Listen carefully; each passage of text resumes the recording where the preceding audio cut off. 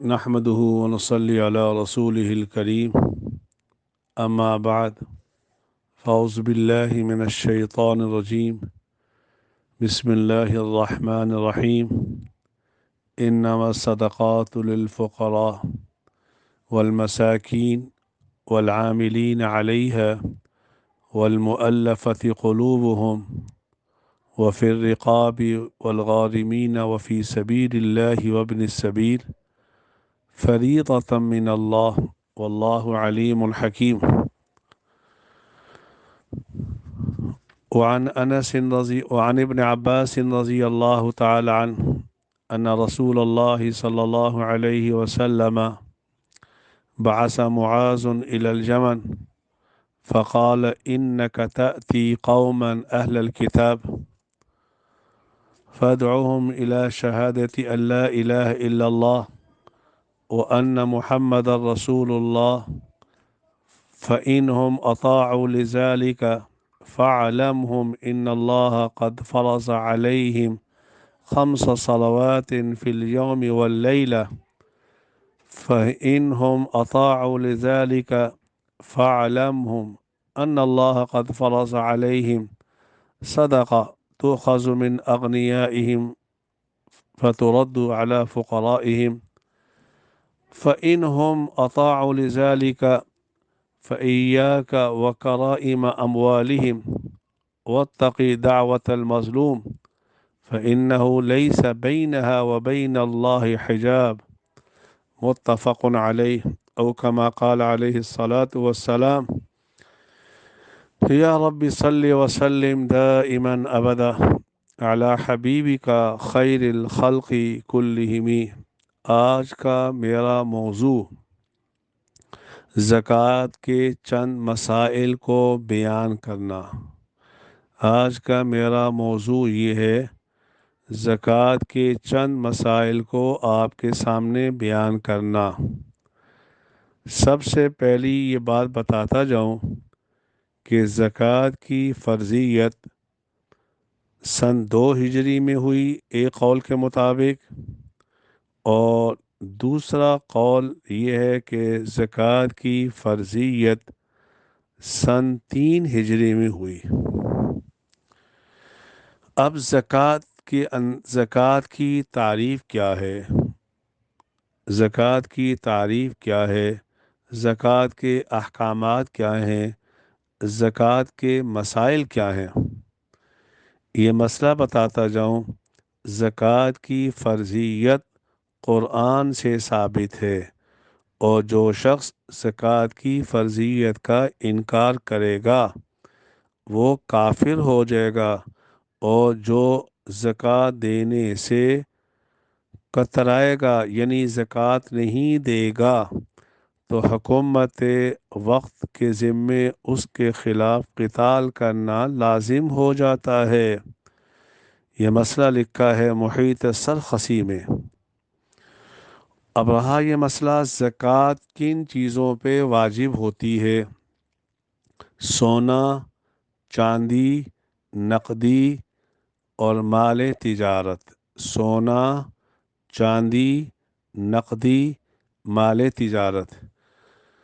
شریعت مطہرہ نے سونے کا نصاب جو متعین کیا ہے وہ ہے 7.5 تولہ سونا. جس کے پاس موجود ہے اس پہ زکوٰۃ واجب ہے. اسی طرح اگر کسی آدمی کے پاس 52.5 تولے چاندی موجود ہے، ایسے شخص پر بھی زکوٰۃ کا ادا کرنا واجب ہے. اب بعض حضرات سوال کرتے ہیں کہ مولانا سونے کا ریٹ اور چاندی کا ریٹ میں زمین و آسمان کا فرق ہے، تو یہ 52.5 تولے چاندی کا نصاب اور 7.5 تولے سونے کا نصاب، اس میں آپس میں کوئی مناسبت ہی نہیں ہے.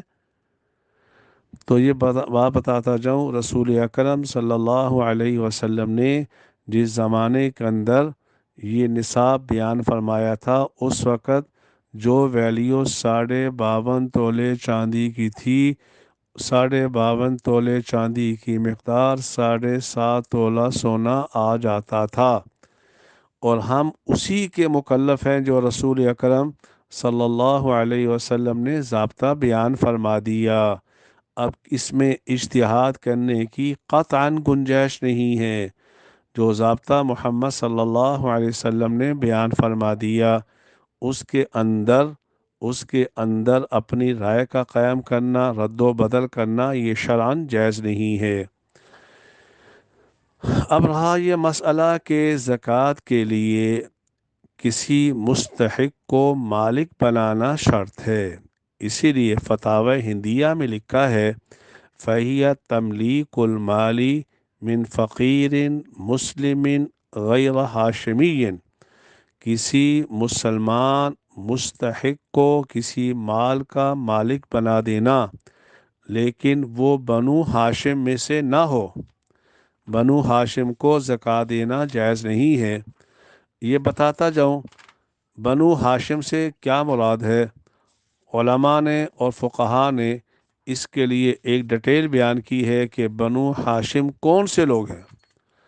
چنانچہ فتاوی ہندیہ میں لکھا ہے وَلَا يُدْفَعُ إِلَى بَنِي ہاشم، بنو ہاشم کو زکوٰۃ دینا جائز نہیں ہے۔ وہ کون ہے؟ وَهُمْ آلُ عَلِيٍّ وَآلُ عَبَّاسٍ وَآلُ جَعْفَرَ وآل عقیل وآل حارث بن عبد المطلب، حضرت علی رضی اللہ تعالی عنہ کی آل، حضرت عباس کی آل، حضرت جعفر کی آل، حضرت عقیل کی آل، حضرت حارث بن عبد المطلب کی آل، یہ 5 لوگوں کو بنو ہاشم کہا جاتا ہے۔ ان کو زکوٰۃ دینا جائز نہیں ہے۔ ان کے علاوہ جتنے بھی لوگ ہیں وَيَجُوزُ الدَّفْعُ إِلَى مَنْ عَدَاهُمْ مِنْ بَنِي ہاشم، ان کے علاوہ باقی جتنے بنو ہاشم ہیں ان کو زکوٰۃ دینا شریعت مطہرہ میں جائز ہے۔ اور رہا یہ مسئلہ زکوٰۃ فی الفور ادا کرنی چاہیے یا اس میں تاخیر کرنے کی بھی گنجائش ہے۔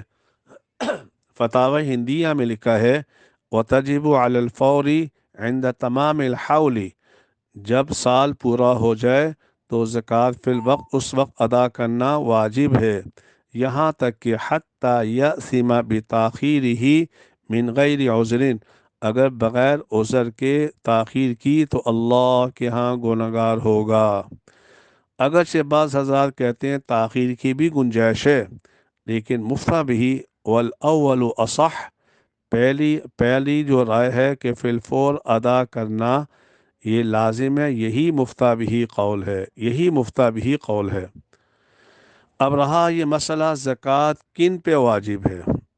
وَأَمَّا شُرُوطُ وُجُوبِهَا، کہ یہ کس پہ واجب ہے۔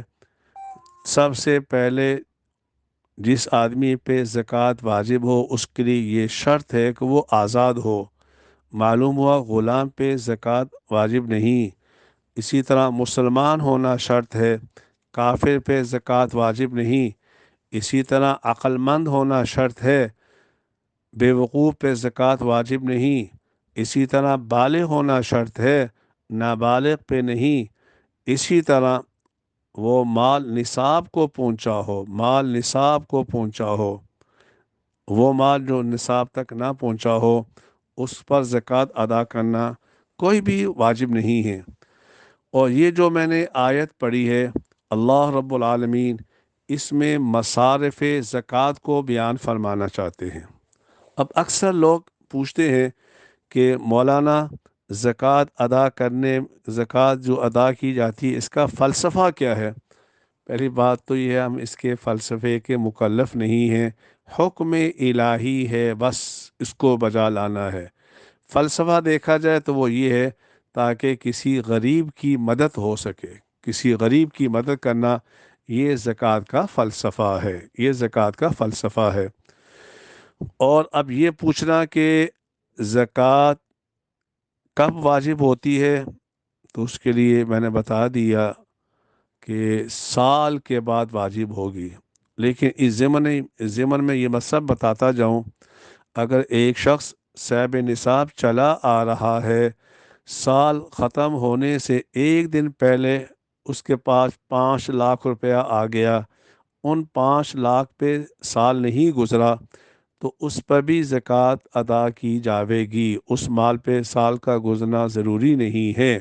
جب یہ صاحب نصاب چلا آ رہا ہے تو جب سال ختم ہوگا، سال ختم ہونے سے پہلے پہلے اگر اس کے پاس کوئی مال آ گیا تو اس کو بھی ملا کے زکوٰۃ ادا کرنی پڑے گی۔ اب زکوٰۃ کیش کی صورت پہ ادا کرنا کوئی لازم نہیں ہے، اجناس کی صورت کے اندر بھی آپ زکوٰۃ ادا کر سکتے ہیں۔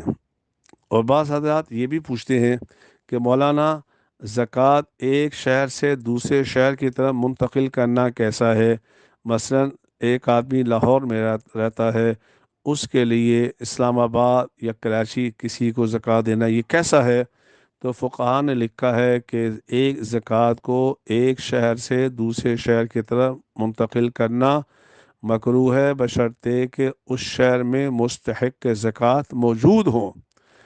لیکن اگر دوسرے شہر میں اس کے اعزہ اقربا ہیں تو در مختار میں لکھا ہے تو اس صورت کے اندر زکوٰۃ کا دوسرے شہر کی طرف منتقل کرنے میں کراہت بھی باقی نہیں رہتی، کراہت بھی باقی نہیں۔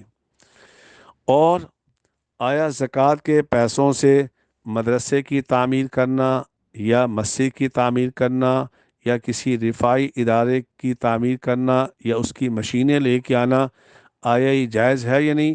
تو شریعت مطہرہ میں اس سے زکوٰۃ ادا نہیں ہوگی۔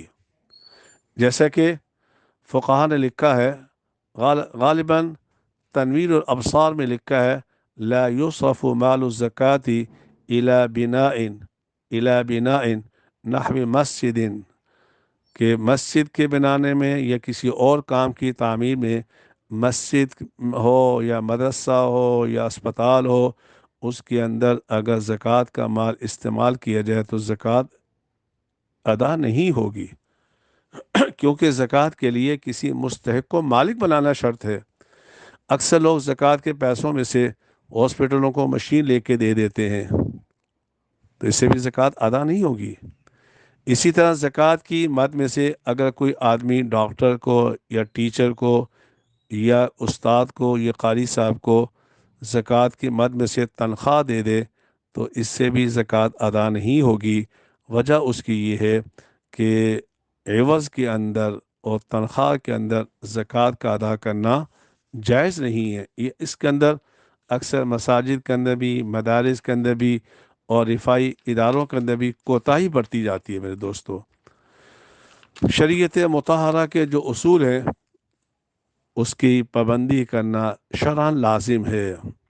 اب ایک بہت اہم مسئلہ کہ اگر ایک آدمی نے زکوٰۃ کے پیسے الگ کر کے رکھے تھے، ابھی وہ زکوٰۃ ادا نہیں کی، اس آدمی کا انتقال ہو گیا، تو اب اس کا کیا بنے گا؟ تو فقہاء نے لکھا ہے اگر اس نے وصیت کی تھی کہ یہ پیسے پڑے ہیں، اگر میں مر گیا تو اس کی میری زکوٰۃ ادا کر دینا، تو اس صورت کے اندر 1/3 میں اس کی وصیت جاری ہوگی۔ اگر وصیت نہیں کی تھی، زکوٰۃ بھی ادا نہیں کی، پیسے الگ کر کے رکھے تھے، اس کا انتقال ہو گیا، تو اس صورت کے اندر وہ سارا کا سارا مال ترکے کے اندر شمار ہوگا۔ اگر ورثاء سارے کے سارے بالغ اپنی رضامندی سے یہ چاہیں کہ ہم اپنے ابا کی زکوٰۃ دے دیں تو وہ ایسا کر سکتے ہیں، اگر وہ نہ کرنا چاہیں تو ان سے مواخذہ نہیں ہے۔ اور لوگ یہ بھی پوچھتے ہیں کہ مولانا ہم نے کسی کو پیسے دے رکھے ہیں اور اب ان پیسوں کے ملنے کی کوئی امید نہیں ہے، تو آیا اس کی زکوٰۃ ہے یا نہیں؟ تو شریعت مطہرہ کہتی ہے اس پہ بھی زکوٰۃ نہیں ہے۔ جو پیسے ڈوب گئے اس کی کوئی زکوٰۃ نہیں ہے۔ اور یہ بھی علماء بلکہ بعض حضرات مسئلہ پوچھتے ہیں کہ ہم نے ایک چیز کو تجارت کی نیت سے خریدا، پھر ہماری نیت تبدیل ہوگی، پھر ہم نے اس کے اندر تجارت کی نیت کر لی، تو آیا اس پر زکوٰۃ آئے گی یا نہیں آئے گی؟ تو جب تک اس چیز کو بیچے گا نہیں تب تک اس پہ زکوٰۃ نہیں آئے گی۔ اور زکوٰۃ جب ادا کرنی ہو سونا یا چاندی کی صورت میں تو کس قیمت کا اعتبار کیا جاتا ہے؟ تو فقہاء نے لکھا ہے کہ وقت وجوب کا اعتبار کیا جائے گا، وقت ادا کا نہیں کیا جائے گا۔ بخلاف کس کے؟ اگر وہ زکوٰۃ چوپاؤں کی ادا کرنا چاہے مویشی کی، تو اس صورت کے اندر وقت وجوب کی قیمت نہیں بلکہ وقت ادا کی قیمت کا اعتبار کیا جائے گا۔ اور بعض حضرات یہ بھی پوچھتے ہیں کہ مولانا کن رشتہ داروں کو زکوٰۃ دینا جائز ہے، کن کو جائز نہیں؟ یہ اصول سمجھ لیں کہ اپنے اصول و فروع کو زکوٰۃ دینا جائز نہیں، باقی سب کو دے سکتے ہیں۔ اصول و فروع سے مراد یہ ہے کہ ان سے جو لوگ پیدا ہوئے ہیں، بیٹا ہے، پوتا ہے، پڑ پوتا ہے، بیٹی ہے، نواسی ہے، ان کو زکوٰۃ نہیں دی جا سکتی۔ اور ان سے اور اسی طرح ماں باپ کو زکوٰۃ دینا، اپنے باپ کو، دادا کو، پردادا کو زکوٰۃ دینا جائز نہیں۔ لیکن اس کے علاوہ باقی حضرات کو زکوٰۃ دینا جائز ہے۔ لیکن آیا میاں بیوی ایک دوسرے کو زکوٰۃ دے سکتے ہیں یا نہیں؟ تو صاحب ہدایہ رحمہم اللہ تعالی نے لکھا ہے کہ یہ میاں بیوی ایک دوسرے کو زکوٰۃ نہ دیں۔ کیوں؟ اس لیے کہ لاختلاط المنافع، ان کے منافع ملے جلے ہوتے ہیں۔ اگر شوہر اپنی بیوی کو زکوٰۃ دے گا تو وہ اپنے گھر میں استعمال کرے گی، تو اس سے یہ لازم آئے گا کہ گویا کہ یہ شخص اپنی زکوٰۃ ہی سے فائدہ اٹھا رہا ہے، تو اس لیے اس کو زکوٰۃ دینا جائز نہیں۔ اسی طرح غیر مسلم کو زکوٰۃ دینا بھی جائز نہیں ہے، غیر مسلم کو بھی زکوٰۃ دینا جائز نہیں ہے۔ اور زکوٰۃ کس پہ واجب ہوتی ہے؟ جو مال حلال ہو، مال حلال پہ زکوٰۃ آتی ہے۔ لیکن جو مال حرام ہو، جو مال حرام ہو، اس پر زکوٰۃ واجب نہیں ہوتی۔ اسی طرح اگر آپ نے کسی آدمی کو وکیل بنایا، یہ زکوٰۃ ادا کر دینا، اور اس نے زکوٰۃ ادا نہیں کی، اس سے وہ پیسے چوری ہو گئے، آیا اس کی زکوٰۃ ادا ہوگی یا نہیں ہوگی؟ فقہاء نے لکھا اس کی زکوٰۃ ادا نہیں ہوگی۔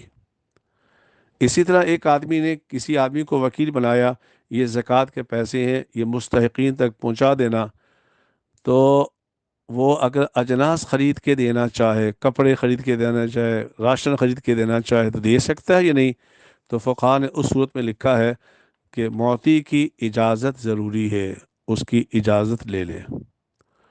اور اسی طرح کسی آدمی کو اتنی زکوٰۃ دینا جس سے وہ خود صاحب نصاب بن جائے، اگرچہ زکوٰۃ ادا ہو جائے گی، لیکن فقہاء نے لکھا ہے کہ ایسا کرنا مکروہ ہے۔